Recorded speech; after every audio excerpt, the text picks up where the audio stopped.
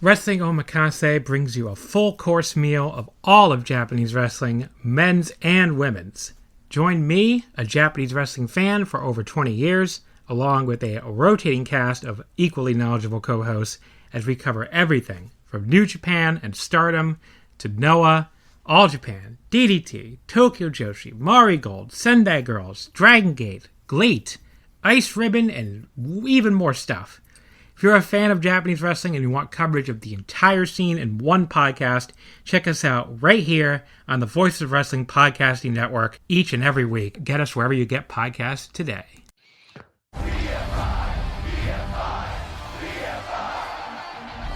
Brace for impact. Cross the line. This is my destiny.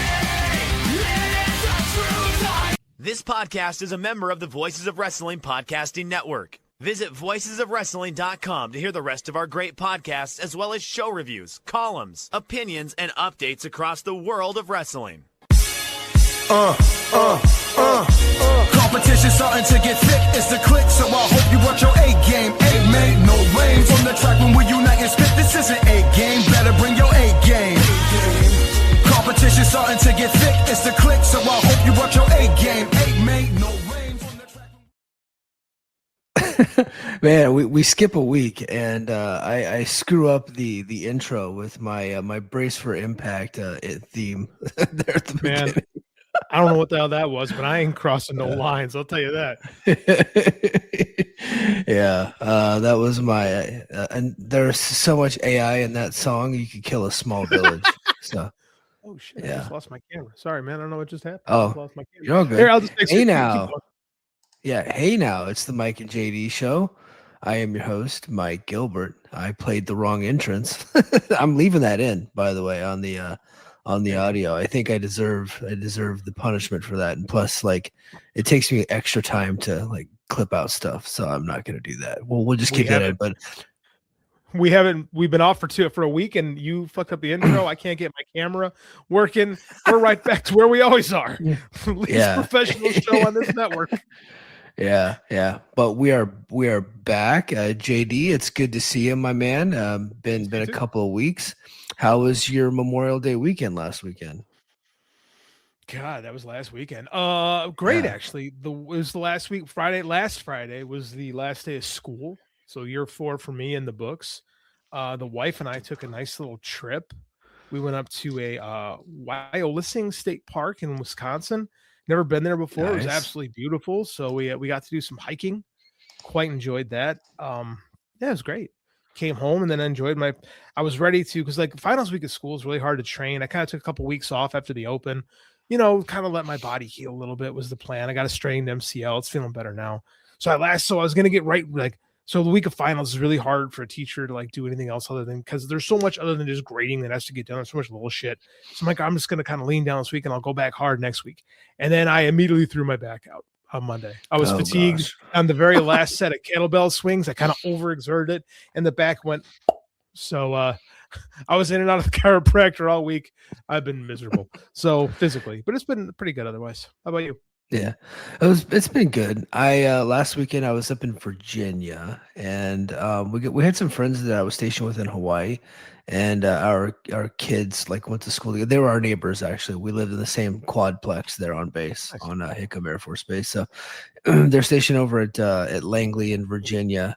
And so it's like a 6-hour drive. So we drove up there for the weekend. It was their daughter's birthday, so she had just turned 7. So that was cool. My wife and his wife, they're like best friends. So it was nice. We haven't seen them in a couple of years. So military is kind of a small world. So you're within driving distance. You try to link up every now and then. And for Virginia, really cool. I did not realize all the historical stuff that they had there. Like we drove past the Jamestown settlement and all kinds of different cool stuff like that. They have a bunch of different museums, like a Revolutionary War museum and a Civil War museum. They were closed, but we're already trying to make plans to go check those out. And they have a Pocahontas State Park there, which sounds cool. I love stuff I love stuff like that. So yeah, me too. Definitely planning on. I never thought I'd be like, I want to go see Virginia, but I think I want to go see Virginia here pretty soon again. I went to Virginia Beach twice. Once when I was a little kid, my uncle used to live there, and I took some kids out to a tournament there probably about 12, 13 years ago. But I never really got to like dig into like actual Virginia. So that's on Yeah. the list. Stuff I got to do. Yeah, and so I thought that so we are going to Langley Air Force Base. I thought that's where CIA headquarters was at I thought because it they always was talk too. about we got to go back Gotta to go to Langley. Langley. Yeah. Yeah, no, it's not at Langley Air Force Base. It's there's a city called Langley outside of Washington D.C., which Oh. is like 2.5 hours away from Langley Air Force Base. So I got there and I was like, oh yeah, I'm gonna go check out because I had this whole gimmick planned because there's a couple of guys on Twitter that always say I'm part of the CIA because I was Air Force and I know where the UFOs are. So I planned on taking a picture in front of CIA headquarters, like I'm just at the office today, everybody, just like a funny thing. And it turns out it's 2.5 hours away from Langley Air Force Base, completely different part of the state, which I was sad about. I also found similar. I discovered because when we were in the state park, you're on the Mississippi River, and you can see into 3 states. And there's a park directly across from the river from the Mississippi in Iowa called Pikes Peak. And I went, well, that sounds familiar. There's another Pikes Peak in Colorado, named after the same freaking guy who actually named it after himself. So I'm like, Yeah. why would you do that? Why would we have two things named the exact same thing? Like that's confusing. Same instances. Why would you have two Langleys 2.5 hours away from each other? That's just confusing. Yeah, it's super confusing. And the people that started the country, like in North Carolina and in Virginia, like the original settlers, Mhm. um, they went up and down the eastern seaboard, naming every city the same. Like there's so many different Yorks, like all up at like Williamsburg, and like we have them in the Carolinas too. I was like driving through these towns, like there's so many towns in North and South Carolina that they're the same names as what's in Virginia. Like there's zero originality there. I've been to York, Pennsylvania. It's a dump. Yeah. I live in York, South Carolina, in See, there you York go. County. Yeah. And there's it's just all up and down the states or all up Well, and down the eastern seaboard. Like nobody has any originality. I guess they can't all be as creative as Davis Junction, Illinois. So yeah. Yeah, but man, we got a lot to talk about. It's been a couple weeks. First, did you get a chance to see Double or Nothing, and what'd you think? I did liked it. I watched it late because we were traveling Yeah, that week. So I was really same glad here. we didn't have a show and didn't have a review to do. So I actually feel like, I have some freedom to kind of ease into this show. What a great fucking show. Like, Yeah. I know. Okay. Yes, it's long. Yeah. Boo long shows, boo getting your money's value. But I just loved it. I loved everything on there. I liked the heel turn. I thought the Kevin Yeah. Knight heel turn, when I thought about it, it didn't come out of nowhere, but at the time it kind of came out of nowhere. Like, I think Kevin Knight's got a lot of freaking potential. Like, I'm very excited to see where this goes with him. Like, Max and Darby have this like epic feud now that will last years. And again, Darby will beat Max again someday with that headlock takeover. It's going to be a thing for the next couple years. Like, example, John Muse sent us in our group. Oh no, you put it in the group chat today. This Dusty Rhodes Terry Funk Texas death match from 1989, right? Yeah. Just like that's something that you can go back to for years and years and years. Is going to be Darby Allin and MJF. I just thought the show was excellent, man. I loved it. Yeah, I did too. And I got to highlight this comment from our homie XWF here. Okada versus Takeshita was match of the night. And I agree. I loved that match so much. There was a lot of good matches. I thought there was some like good matches, like the Owen Hart tournament match. Like I like Samoa Joe versus Will Ospreay, and That of was course like great. Swerve. Yeah, Swerve and Bandito was great, and there was a lot of great stuff on there. But I just thought that the story with Okada and Takeshita, and it's just been building for so long, and that they finally got to it. And then the Fletcher, who was already a heel, but he went like more heel. Turned healer. Yeah, he became even more heel. I thought that was pretty well done, and I put out a tweet earlier in the week. It's like I don't think enough people are talking about that match, and which has kind of been, I wouldn't say an issue, but like they got a lot of spoils up there in AEW, where a match that is as good as Okada and Takeshita is not really getting a lot of play like later in the week, despite the fact that it was probably match of the night. I think Okada and Takeshita is a match for your super work rate nerds, right?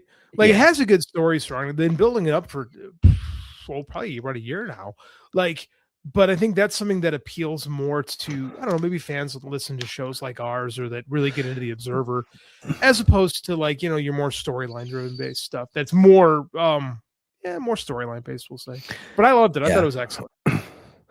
Speaking of storyline based matches and great matches, a match that's probably going to be 5 stars. Like I don't see how it couldn't be. You and I both had the opportunity to watch the Grande Americanos mask versus match. You had the El Grande Americano, the new one, versus the OG El Grande Americano.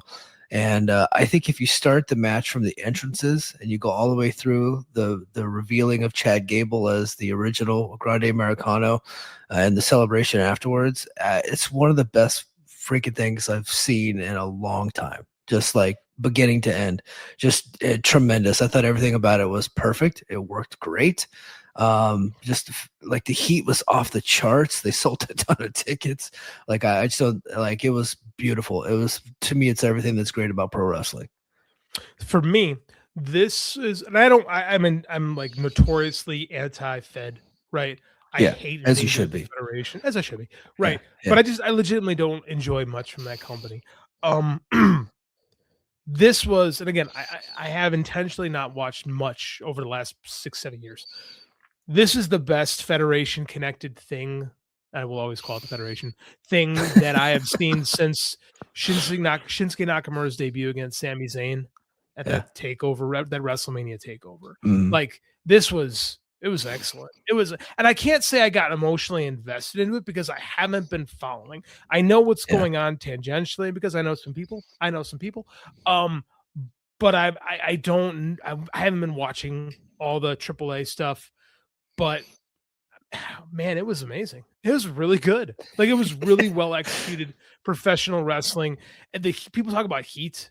Like, WWE matches usually see, like, they get up for those entrances and they shut the fuck up during the match and then they pop for the finish. And this was just, I hate the term heat because it's so overused. It's not here. That's what it was. It was just the fans were, and it's Mexico, this is how they are. Yeah. They were excited the entire time. Yeah.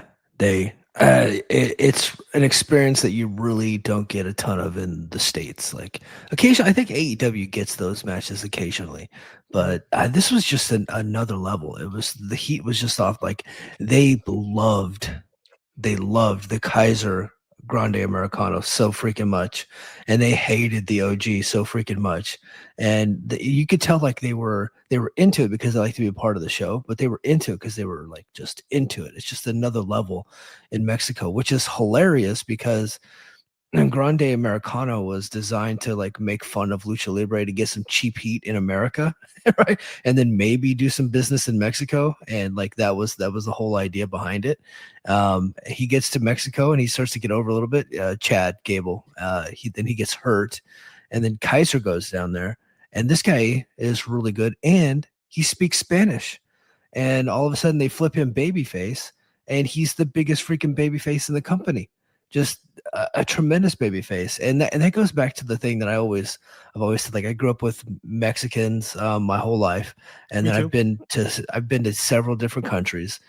Mexican culture, they love it when someone that's non-Mexican comes to their house or they come to their country and they adopt parts of their culture and they learn to speak the language a little bit. That means a lot to them. That shows you actually respect their culture, that you're actually taking steps forward to like kind of like, like an olive branch type of thing. And so they respect that. And so they respect the hell out of that guy. And then of course he like hooks up with the ring announcer and they're building murals of him everywhere and stuff like that, and it's the same in Japan too. It's the same in Korea. Like when I was stationed there, if I made the effort to learn a little bit of their language when I'm ordering my meal or whenever I'm meeting people like outside of the base, like that are local nationals, Japanese or Koreans, if I use a little bit of their language and I adopt a little bit of the culture, that just meant a lot to them. And so you can tell that really happened with Ludwig Kaiser, who one of the most over baby faces in the world right now. Just like Crazy to say. just crazy to say. And I think that, did you hear the story about him making out with his girlfriend in the elevator recently?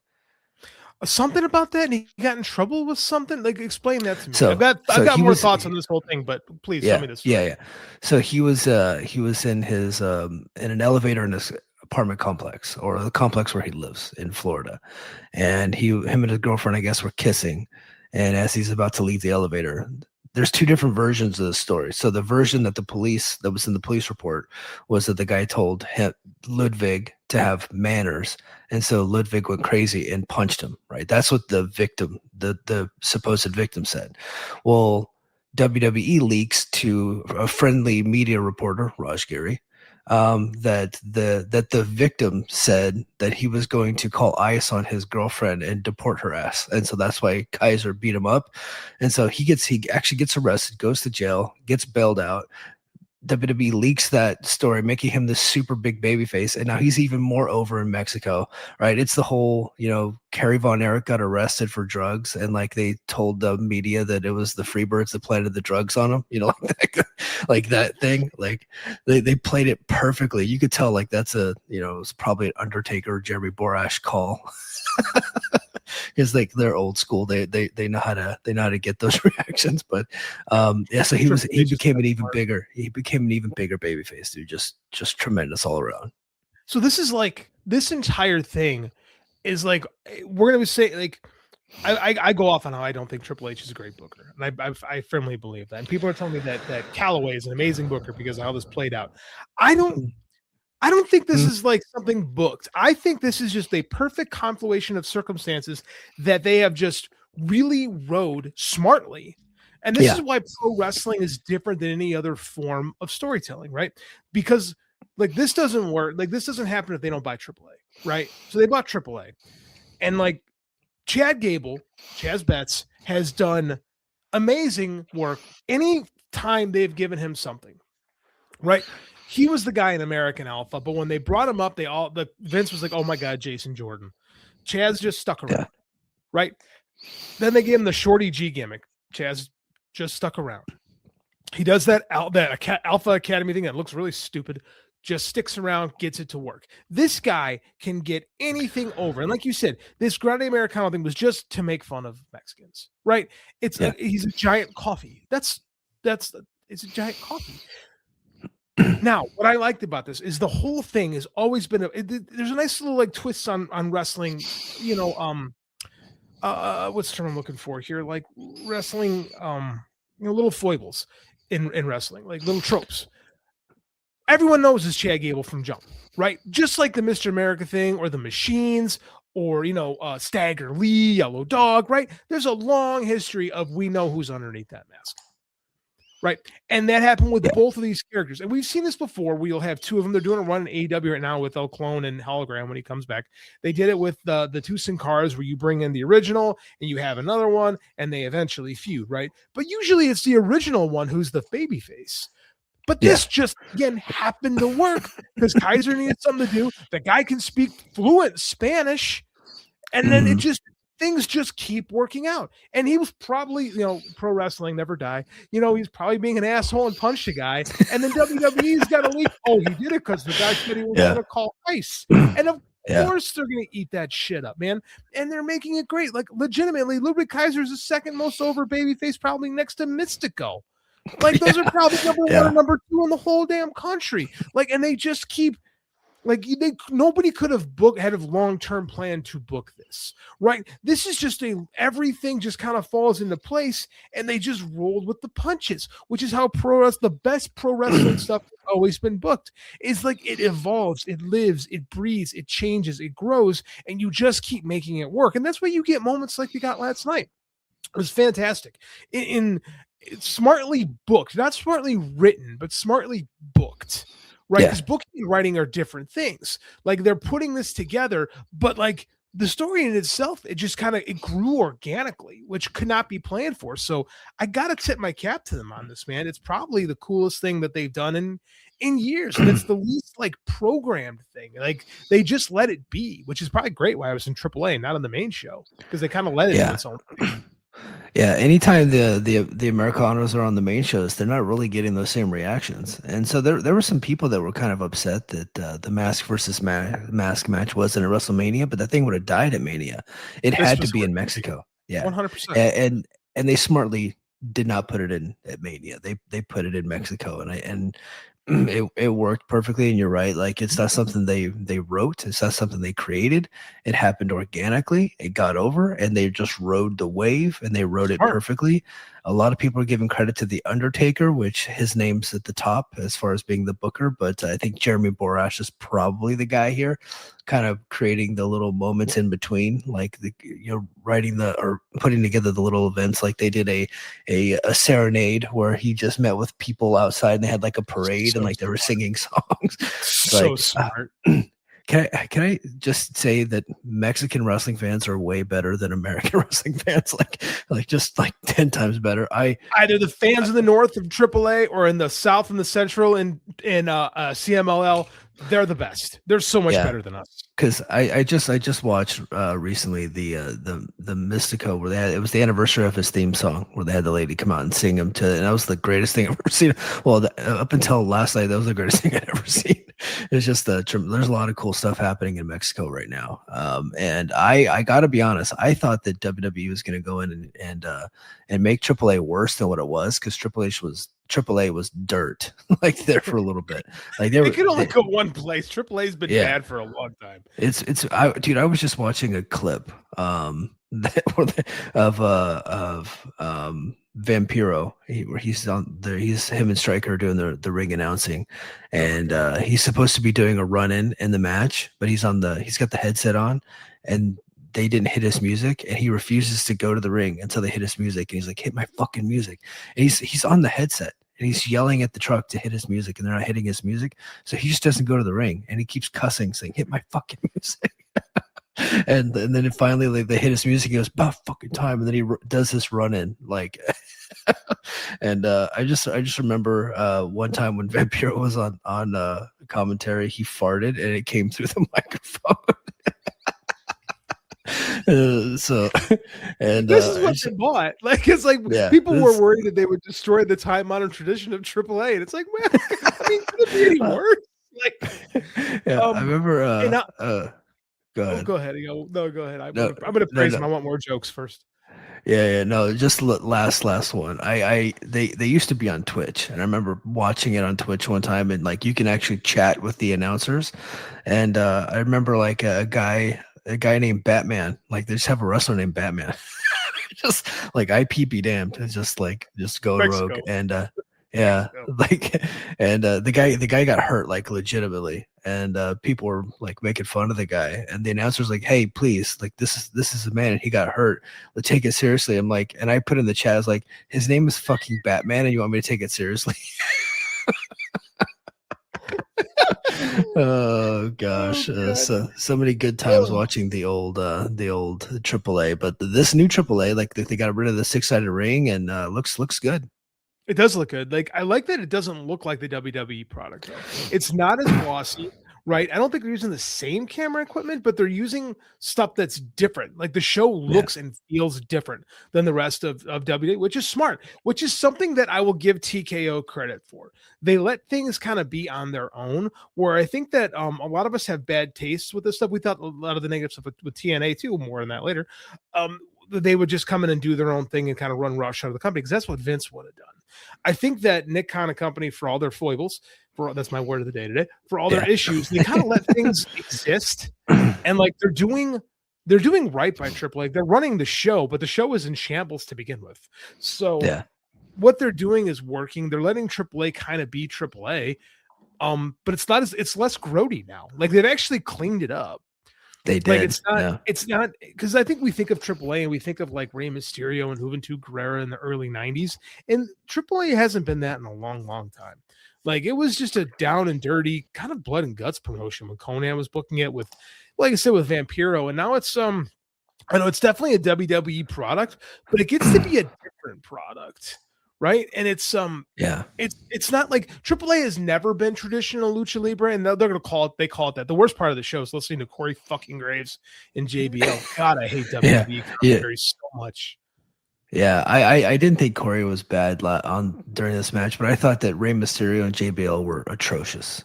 Like I just thought they were terrible. Ray's never been good on like Yeah, he's commentary or just microphone stuff. He just never. It's not his thing. yeah.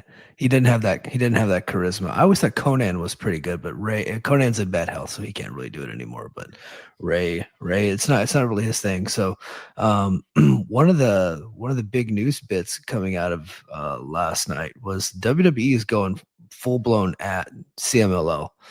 They got some big Mexico shows coming up, and Dave commented on it. Let's get to a little share screen here. Yeah, Dave Meltzer on. So last night, WWE announced three events a week before the anniversary show for CMLL in September. So with CMLL announcing its anniversary show for September 18th at Laredo, Mexico, WWE has announced a SmackDown on 9/11, Triple Mania on 9/13, and Raw on 9/14, all at Arena CU in Mexico City.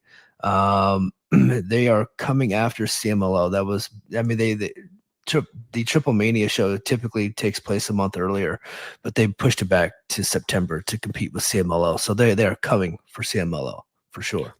I'm super like these companies. Like AAA has always had a strong presence. Like last night's show was in Monterrey. Like they've in Tijuana. Like they should have shows in Monterrey, Tijuana, the north side of the country. Typically, they're going to stretch into Mexico City, and it's a very different fan base. Right. Yeah. I think that we try to think of all wrestling fans the way we think of American wrestling fans, and it's not. The CMLL fan is very much, it's either the tourists, because when you go to Mexico City, you go to Marina, Mexico, right? So you get a lot of those tourists. Whereas the AAA fan is very much a AAA fan, almost like a WWE fan, where they are pretty much only into AAA. So I think that WWE is coming for them, but I don't know if it's because I don't think it's going to work the way that it has in the past. Usually when they come in, it's like when they've come into Tokyo, right? And they're like, we're going to do our thing in Tokyo. And like the wrestling world just kind of moves on, right? And it's not that they hate it. Like a lot of people like WWE in Japan, but it's never really a threat to like really eliminate them. And I don't foresee them really trying to eliminate CMLL. They might try to keep buying people out, but I mean, I don't think it's going anywhere. No, I think they're going to try to cut into their business, but you can tell the people that they were probably coming after some of their talent, and you can tell who those were because AEW signed them to dual contracts. So, like that, I mean, that's very clearly who WWE was going after. So, I mean, that would be the way for WWE to get after CMLL would be to take their talent because CMLL is probably not paying them very much. Like I know that they're doing a lot of live event business, but I don't think their talent's like making tons of dough over there. So which is why they're doing the dual contracts with AEW.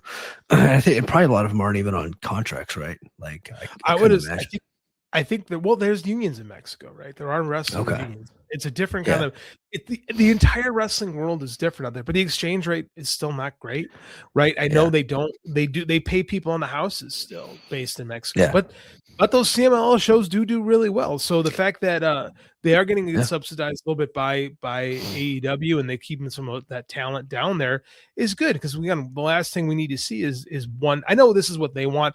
Like WWE wants a fascist state where everyone is underneath them. They've been trying to get that done for the last 30-some years. And it's bad for wrestling. Like it's bad for competition. It's bad to have less people make money. So, but at the same time, competition is good and it forces everybody to raise their level. I think the wrestling world is in much better shape currently for everybody but New Japan. It's better currently than it was in like 2017. Heat is on says they only signed La Catalina from CMLL so far. Yeah. Well, so, La Catalina was kind of like they were kind of you can kind of go. Like they weren't going to push her any harder. So this is what's great about wrestling is that it gives you a chance to bounce around, right? And where you get stale. It's like the territories, man. You get stale in one place, you go to the next. Like I forget shows. We talk about Cass and Big Bill. Like he's going to get a chance to revitalize himself after doing pretty much everything he could in AEW and TNA for the last 5 years. I disagreed that he did everything he could in AEW and TNA. I thought he could have been used better in both companies. I really like him, though. I thought he should have been the TNA champion. So I like him. You are way higher on him than I am. Yeah. I think he was booked fine in both companies. I know. Yeah, I think that people see him and they think he could be really a lot better than he is. Like, I think he's fine, but I don't know. yeah. I think he's don't know. more valuable in that tag team than he ever was on his own. Yeah, Personally, I think he'll do fine going back to NXT. I don't know. I just when I heard Fine. he was coming available, I immediately was like he should be the TNA champion. Like they should flip the title from Santana to a heel, and then here comes the big dub W Morrissey and gets the victory in like 9 seconds, like Diesel did on Bob Backlund back in like '94. Like I would have done that. And I just had to run with him. I am real high on that guy. He's not the greatest promo, and I think that's kind of what hurts him. But in the ring, I think he's pretty good. Like he's like, whatever, he's 6'7". But I thought in the ring, like he had gotten way better than what we had seen during his previous WWE run. So I'm very clearly high on that guy, more high than most people are, for sure. I think what hurts him is he's got a lot of Kevin. He's always had a lot of Kevin Nash comparisons, and he's never been as charismatic as Kevin Nash. And at first, he wasn't nearly as good. Kevin Nash wasn't great, but I think that he was better than the Bill we saw in NXT WWE. I do agree he got better in TNA and in AEW, but I think that a guy like him, who's a competent big man worker, struggles in a place like AEW, where it's like, the riches are so rich. Yeah, and they tall shame in that company. They're not a big fan of the talls. They like their guys 6 feet and under in AEW. Current champion's 5'7". And I'm perfectly fine. Is he 5'7"? Is MJF only 5'7"? Wow. I might be making that up. I don't know, but I think that we overvalue height in professional wrestling, personally. Oh, for sure. So, and I think that we people go crazy whenever they see anybody who's tall, like. And I don't know, tall doesn't mean a whole lot other than people notice you, unless you're playing basketball, where tall is really important. Right. Well, I mean, tall is good if you can also sell tickets and merch and pay-per-views and all that stuff, which, they don't do that in that company, like the talls anyway. Like they're better off with like 5'10", 200-pound guys that are really, really good. But yeah, he looks like he's heading back. Baron Corbin heading back, probably at a discount. But he got that MLW money. He's like, you know what? I'll take whatever WWE's offering. So he's heading back, and I think we'll see a lot more of that. Like they just shit canned a bunch of people, and they're going to be bringing back some old talls on a discount. And Enzo is already in NXT. He's already there. So it's kind of like when you pick up some older free agents on the market, right, to round out your roster. They're past their prime, but hey, you need a backup quarterback. You need a third tackle on the depth chart. That's how it goes. Mm-hmm. Yeah, for sure. So I think the other big story of the week was CyberAgent. Bushiroad was the mostly they own 70% of New Japan. Hold on, I got the notes. They had 70% shares in New Japan, and they offloaded those shares, and they divided them up between TV Asahi, which already owned a portion, and CyberAgent. So CyberAgent did not buy in New Japan outright on its own. It's a share transfer where TV Asahi, the longtime broadcast partner, and CyberAgent, which is the parent company of Abema TV. CyberAgent also owns Pro Wrestling Noah, Tokyo Joshi Pro, and DDT. We have to get more straight, Mike. You have to get through that. CyberAgent owns Cyber Fight, which owns Cyber Fight. Companies. So they're actually separate companies. Right. New Japan becomes a consolidated subsidiary of TV Asahi with CyberAgent as a major joint partner. No immediate changes to daily operations, events, and creative are planned. So June 30th is the expecting closing execution date. Bushiroad will record an extraordinary gain on the sale in its fiscal year during the end of June 2026. The total transaction value for 70% stake was 22 to 24 million, which is way lower than what I would have assumed. It puts the valuation of New Japan around $32 million, and most of that's divided up between TV Asahi and CyberAgent. And I did ask a New Japan insider, I'm not going to say the guy's name, but a New Japan insider, what he thought. I was actually going to have him on the show, but he said, this is the message that I got back.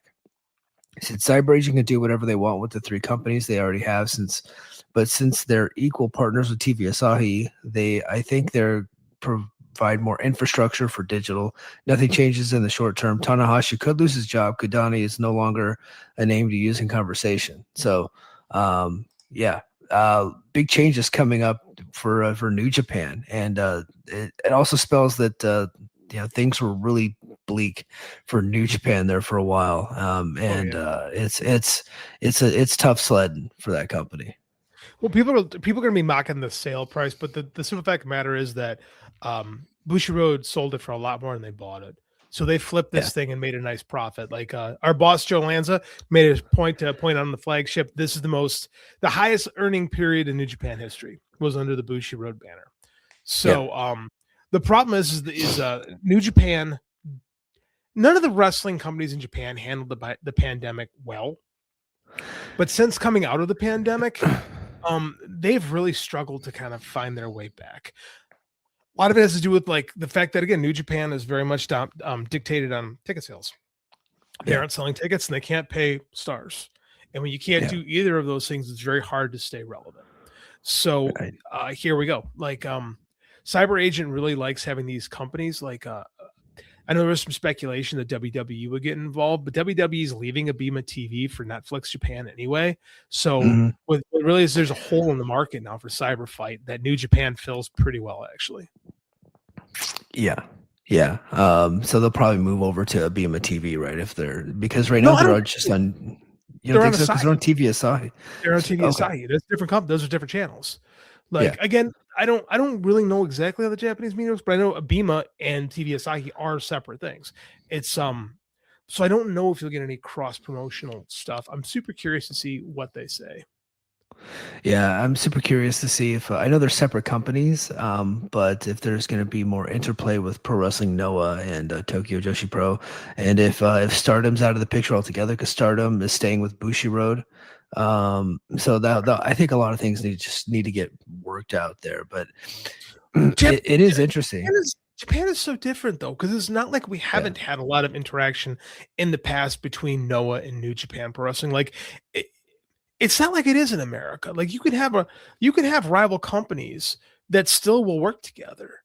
Oh yeah. Like it's just different over there. So I mean, like, will we see more integration with Noah and New Japan? I imagine some, but they're pretty good over there. Like even when they are working together, like again, the business invasion angle is a Japanese stronghold in that country. Yeah. So I imagine you'll see something, but like I don't think you're going to merge the two companies together because I think there's more value. There are people who like Noah and there are people who like New Japan. So why would you cut anything out, you know? Right. Unless it's more cost effective to put the two companies together. But if both companies are making money, which it seemed like New Japan was profitable. I mean, they had to cut a lot of their spending, but they were profitable. So that's the good news. I don't know what Noah is doing as far as business wise. I know that Stardom was probably, they were like as far as percentage wise, I don't know if they're generating more revenue than New Japan, but as far as percentage wise, they were probably the most profitable company in Japan going right now. They're doing very well. One of the things that also hurt New Japan was the creation of AEW. AEW had to sign a bunch of stars, and then they became partners, and they did a lot of joint shows. And then now all those New Japan stars are now in AEW because they gotta look at the bright lights in the States and how much those payoffs are, and how good the catering is, and like how well the stars are treated. And naturally, that's a consequence of partnering. When you're the smaller promotion, you're partnering with a bigger promotion. Naturally, your stars are going to want to go work for them, and that's what happened. Next thing you know, you got Jay White and Will Ospreay and Kazuchika Okada and a lot more top stars. Like Clark Connors, like all of a sudden, just randomly, like I don't even know why, but he's there. Maybe he could stand in for Hangman as like a body double on some backstage stuff, but he's there. Really good friend of the show. But what do you think? I'm not blaming AEW, but it is kind of a consequence of the rise of AEW that New Japan took a big hit. I mean, yeah, I think you can say that, but I think this started really in 2016 when AJ Styles, Carl Gallows, and Anderson and Shinsuke all jumped to WWE, right? Because that really didn't happen a lot before. The year before, or 2 years before, Balor / Prince Devitt came over, and they signed Kenta from Noah, but I mean, like, you didn't really start having all this influx until Japanese wrestling got really popular in the US. Yeah. Right. And we could sort of say, well, new age of AEW took all the talent, but if they didn't go to AEW and they didn't want to be in Japan, like, where else are you going to go? You go to WWE. Like, I think that it was one or the other. And we have seen people go to the other. Evil, I forget what they're calling Evil now in NXT. Yeah, Evil and Hiromu Takahashi, but Hiromu Takahashi. I mean, it happened. I think it does happen where they bounce to the other place too. AEW certainly had a lot more, but they have a direct relationship with New Japan. This is what happens when you can't pay your talent. I think that I think the major problem in New Japan is I think Gato just lost his touch. Yeah. Like up until the pandemic, Gable was a hell of a booker. And like I think Kadani was too loyal to him. They should have removed him as the head booker a while ago, and they just haven't done that. The problem is, and I think a lot of companies face this, like, okay, you remove the head booker, who do you replace him with? Especially with like you're gonna want to replace him with somebody with a track record. But it's not like Gato had a massive track record of booking big time promotions. Like, he booked indies in Japan before this. Yeah, because he was booking indies, but they were in a different space at that time, whenever they brought him in, and he did a great job for a long time. Pandemic definitely hurt, losing a lot of his stars definitely hurt, and then he just did not get that next crop, like the crop that was supposed to come in behind Okada and Ospreay and those guys. He just didn't get them ready. Dude, that Ren Narita generation, man, we heard for years that was the next crop. And it's like Yota Tsuji's doing all right. And like, we keep waiting. Like, nobody else really popped. Like, none of them. Like, I think you have to look at that entire crew. And a lot of it, I think you got to blame on Gato himself for not getting behind him. Like, he told the audience time and time again, none of these guys is ready. None of these guys is ready. None of these guys is ready.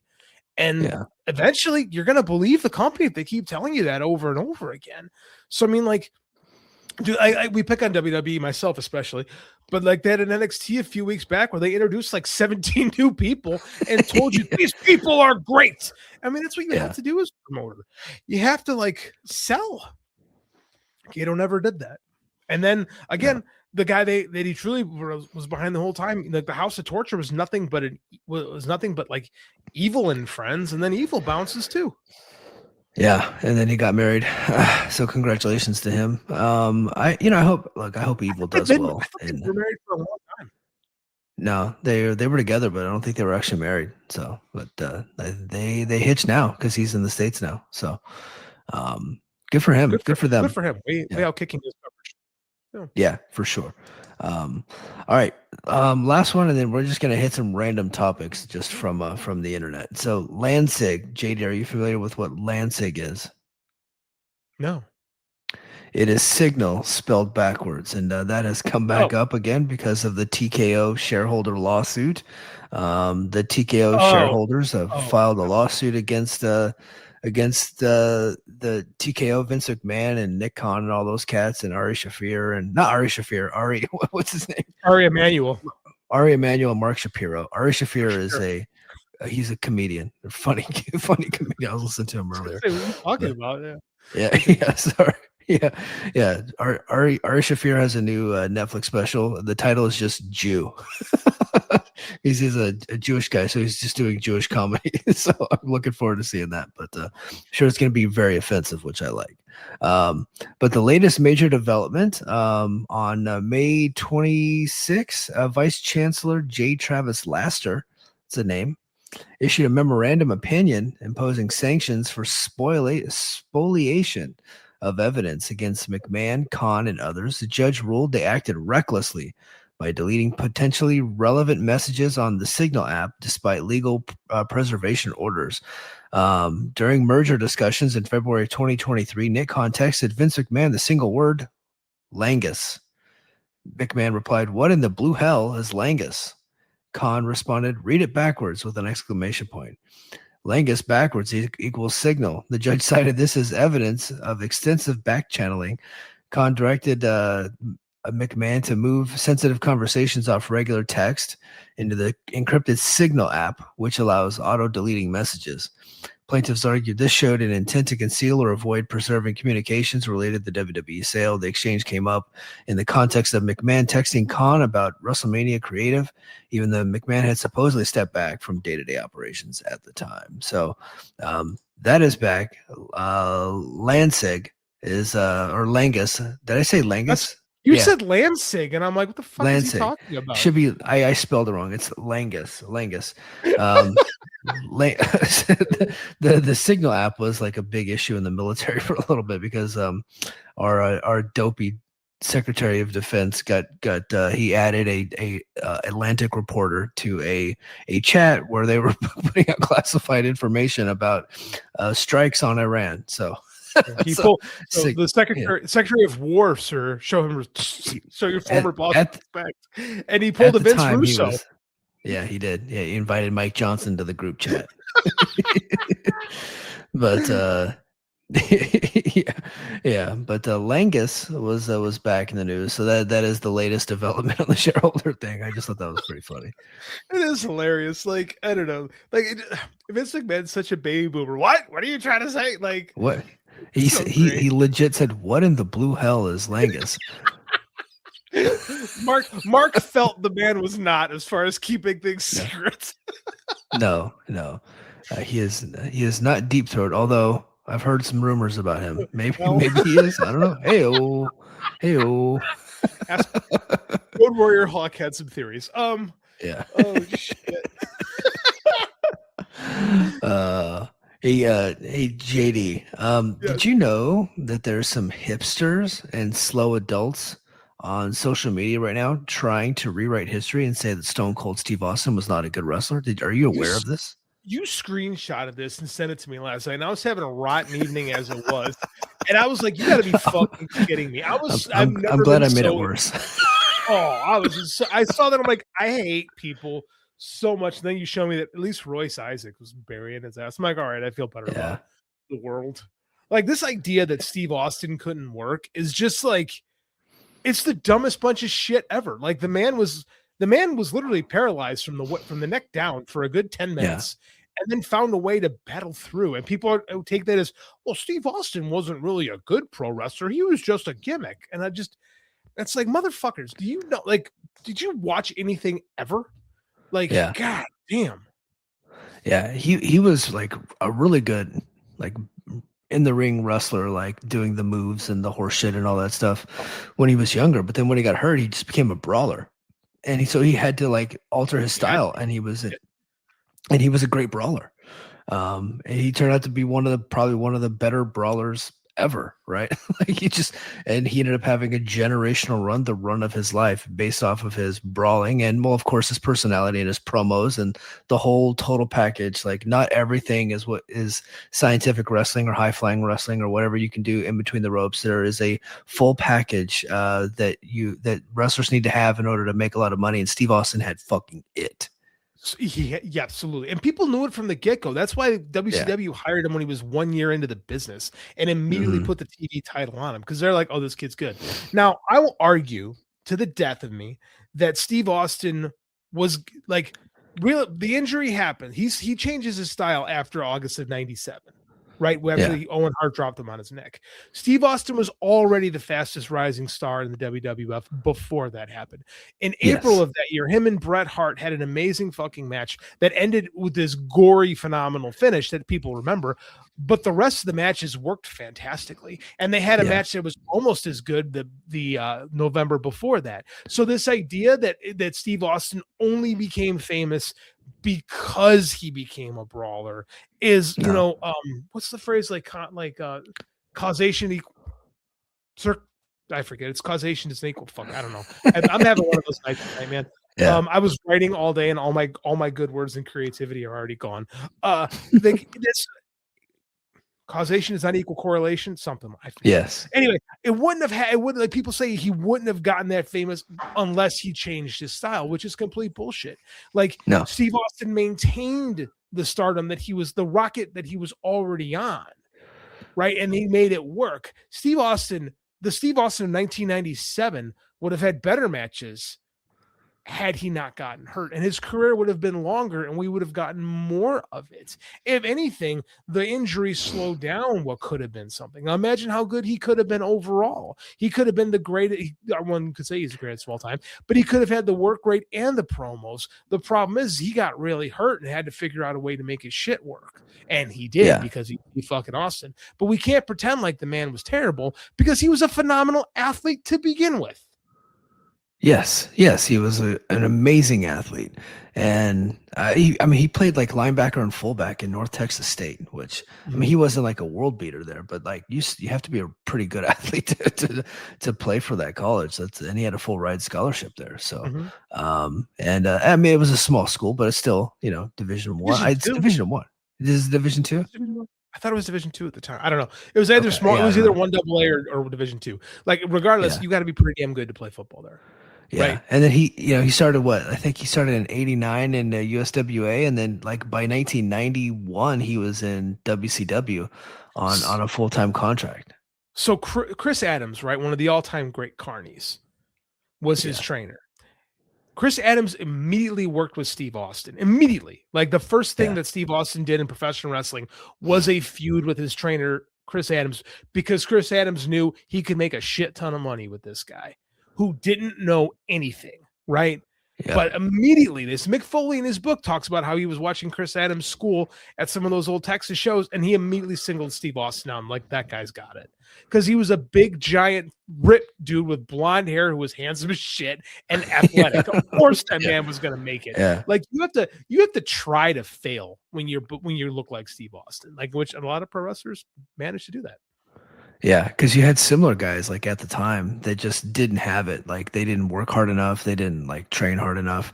I mean, they were in the gym. They're taking the steroids. They're doing that stuff, but they weren't like hitting the ropes with everything you got. They weren't sponges asking questions. Like Van Hammer came around at the same time. He just recently died, by the way.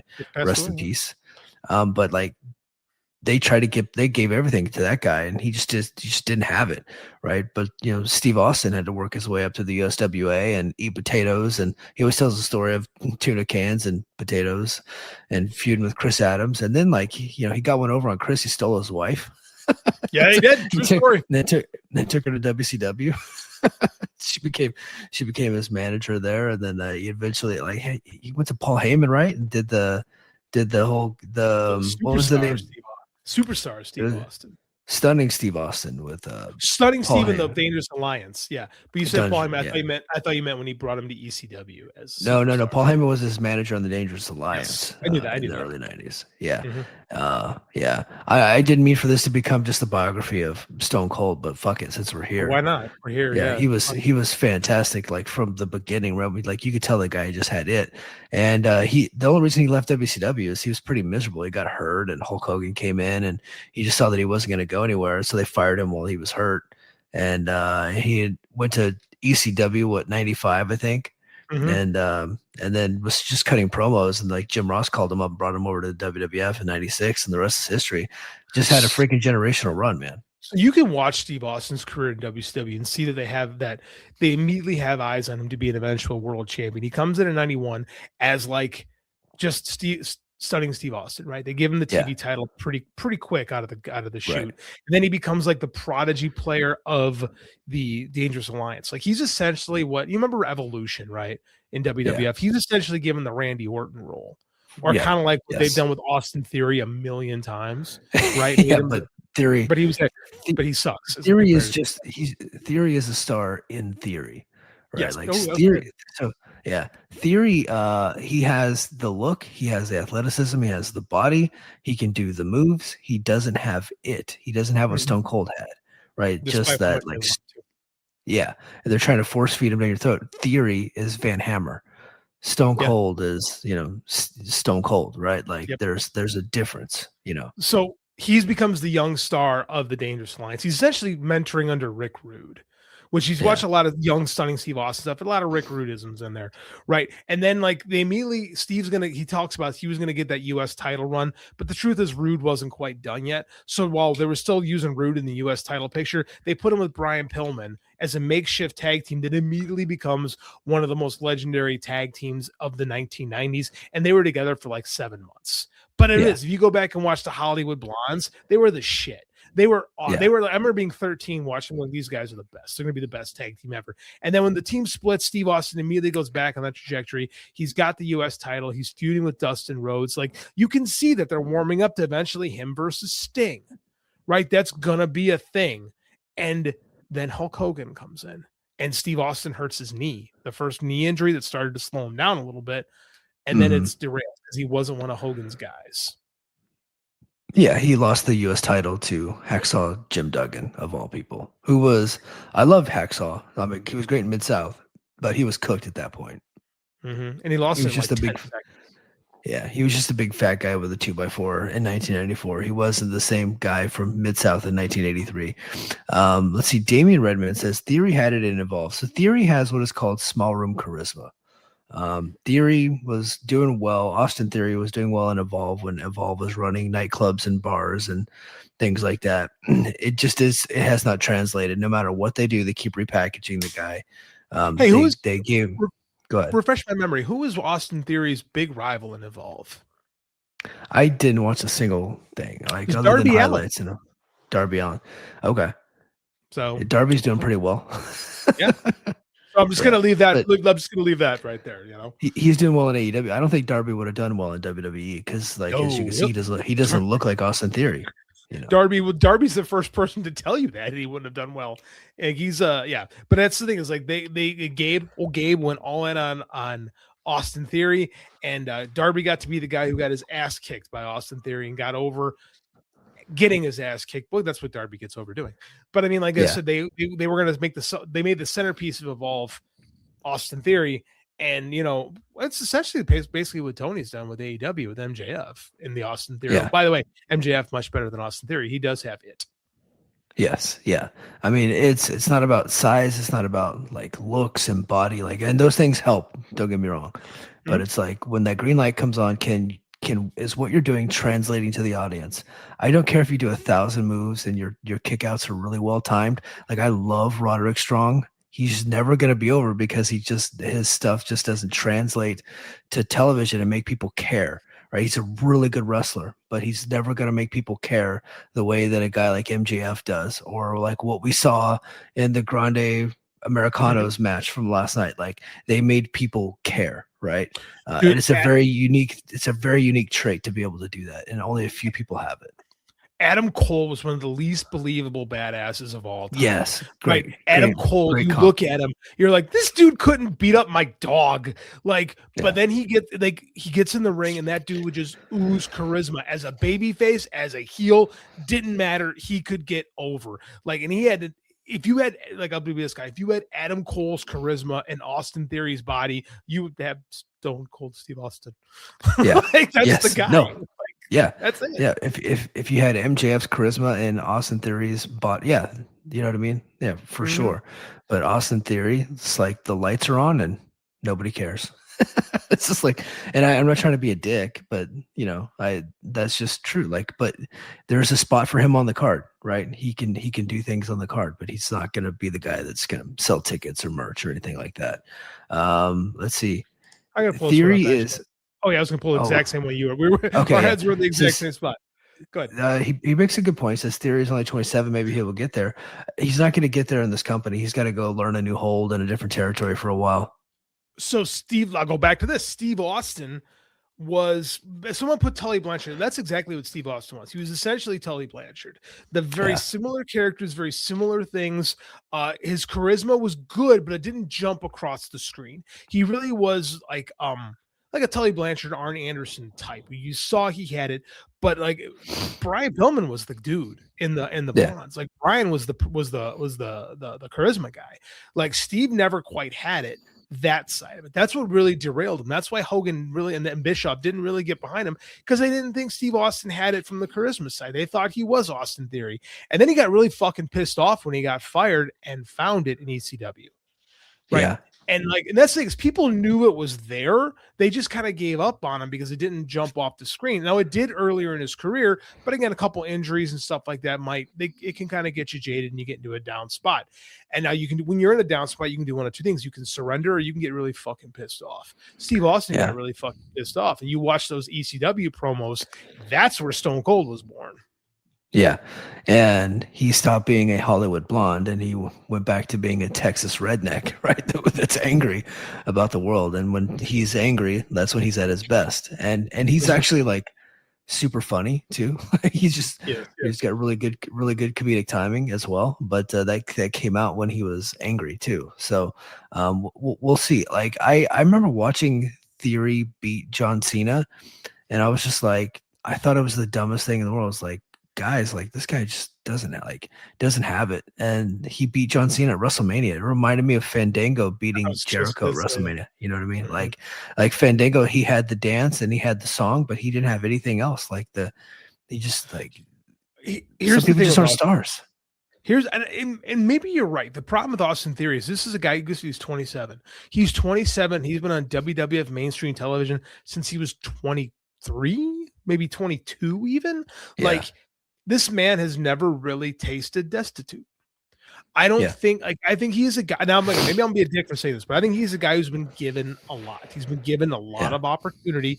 He was Gabe's special little project in Evolve. So when he got pushed to the Evolve title almost immediately upon entry because of how he looks, because you look at the guy, you think he's got everything. This is a guy who's never really been down. And now people say, well, he's had injuries. This, no. Steve Austin had a 6-figure job that he lost, and all he had was a couple bucks from the guy who was bouncing checks left and right. He had nothing but a chip on his shoulder, and really nothing left to lose at that point. And he went all in on that. Now, if Austin Theory finds himself in that spot, and again, that was Cody Rhodes too. Cody Rhodes had a bunch of opportunities, but never really quite got into it because he wasn't given the big opportunity. He said, fuck you, I'm going to go make this. Cody Rhodes got a massive chip on his shoulder, and look what happened. Right? Sometimes Drew McIntyre. Drew McIntyre is another great example of that. Yeah. Right? Sometimes you need to taste destitute a little bit and get really fucking pissed off to find if you have it. Because a lot of the people who get released from WWE are like, well, that was fun. Time to do something else. Yeah. Hold on. Hey guys. No. Austin Theory and TNA would not be awesome. Like, let's stop. I do not want to see that man in TNA. Like, yeah. I have a TNA podcast. I don't want that. Because like Tripping on Tang says they need to tell Austin to fuck off and Noah or All Japan for a year. That would be like Noah for sure. It's like for a year. That would be like that'd be cool. You know, I think see what he's got. I don't think his work is that bad though. Like people will say that he should go to Japan. That's what you do if somebody can't work. I think Austin Theory's work is fine. I think Austin Theory has trouble connecting here. Yeah. Right. I don't think anybody believes him. I think he's one of those guys they say plays wrestler. Right. Like he's in the ring, he's solid. Belly bell. I don't think he's an amazing wrestler, but I think there's been guys that have been successful with way less potential than he has. Like I think his issue is I don't think Austin Theory really knows what Austin Theory is. Right. What is he? What is Austin Theory?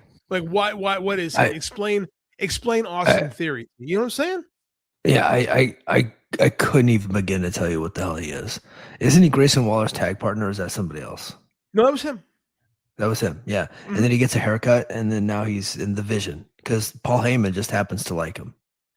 But not everyone that Paul Heyman likes gets great. Like, I mean, no, Curtis Axel. Yeah, poor guy. He had a tough week. Just incredible, I hope he's doing well. You know? Yeah. Yeah, he got that poor guy got DUI. I hope he is doing well. First one that popped in my head that was a Paul Heyman guy that didn't quite click. But there were a bunch of guys in ECW too that Paul Heyman like believed in who just didn't, like it just it's not all. Oh man, he's got the magic touch and everybody he works with becomes great. Like not always. I think he's got more hits than misses. I really do. But some of his misses are not bad. Yeah, there's some big misses there for sure. Let's see him in AAA. That could be interesting. See what he's got in AAA. That worked out for Kaiser and Chad Gable. So, yeah, but those but, guys. I mean, I don't know about Kaiser, but I know Chad Gable's always shown that he has personality. Yeah. What hurts Chad Gable's he's 5'9", and that really matters in that company. That's the only thing that's ever stopped Chaz from being like a main eventer there. I truly believe. Mm-hmm. Yeah, no, I agree. So JD, this Thursday, BQ will be back on Brace for Impact. So nice. I want to promote that. He'll be back live on our YouTube channel and his YouTube channel. We do a co-stream. We try to do once a month, once every other month, but he's available this Thursday, so we're gonna do it, and it's gonna be a call-in. So we'll be popping the StreamYard link in the chat so people will be able to call in because TNA is having a rough go, JD. They are cooked. They're beyond cooked. They're done. They squandered their latest opportunity with AMC, and I don't know that there's any going back. So we're going to have a morning session on Thursday. Define what you mean by that. Are you just saying this from a creative perspective, or has their business started to shit too? JD, Slammiversary is less than a month away. Last year's Slammiversary did about 7,000 tickets in New York. This year they're in Boston, still a big city. And last year in Boston, they were in Lowell and they did over 6,000 tickets. Right now, less than a month away, they have 1,200 tickets out for Slam. They've announced 2 matches, just a random ladder match. We don't know who's in it, and an Ultimate X match. They just announced there's going to be a ladder. They just said there's going to be a ladder match and didn't tell you who's going to be in the match. We have no idea who's in it. There's no storylines happening right now, like that are worth anything. There's like people bumping into each other, just like typical old stuff. It's bad. They have a show on July 1st in Albany and July 2nd in Albany that has less than 300 tickets out both nights. It's dire. They are not doing good. So we're back here. So they were able to take all that love they got from the WWE partnership last year. They got a TV deal and they threw it in neutral. They did. Yeah. They're resting on their laurels. They need a change in creative direction. I went hard on them last week. I was real tough on them. Gerard wrote an article. He was real tough on them. Like there's like Wrestling Observer did a whole thing about it. Like it's bad. They threw away their latest opportunity, and the people are pointing the finger at Tommy Dreamer, and I think it's appropriate. So, but we'll have BQ on, and he's got some contacts there in the company, and we'll talk about it, and we'll do a call in, and we'll let people speak their mind. I do know that people from the company watch my shows. They interact with my tweets a lot, but you just can't see it because the likes are hidden. So, but I do know a lot of people agree with me that's in the company. Things need to change. It's pretty tough. I almost didn't do my show last week because the show was just bland. But I was like, well, I have a Patreon, so I have to come through with it. But so I just did it, and I just took an hour to trash the company. It's like not trash. Like I buried the creative and like presented some ideas on how to get better, and so that's where we're at. But yeah, TNA not doing good. It's pretty rough sledding there. So everything we said about Gato can be applied to Tommy Dreamer too. Yeah, Tommy Dreamer and Delirious. So there you have it. So tune in this Thursday night, Brace for Impact. But that's gonna do it for us this week on the Mike and JD Show. And until next time, mahalo. Competition starting to get thick, it's the click, so I hope you watch your A game. A made no lane from the track when we unite and spit. This isn't A game, better bring your A game. Competition starting to get thick, it's the click, so I hope you watch your A game. A made no lane. Hello, do you like New Japan Pro Wrestling? Are you a Shin Nihon freak? If so, check out the Super J-Cast with Joel and Damon on the Voices of Wrestling Podcast Network. And even if you fucking hate New Japan Pro Wrestling, listen to the Super J-Cast anyway. Not just for our great show reviews, analysis, and pastrami sandwiches, but there's also usually some dick jokes somewhere in the obligatory opening 30 minutes of absolute nonsense we chat about every single week. That's the Super J-Cast for all the best talk about New Japan Pro Wrestling, crisps, and pornography.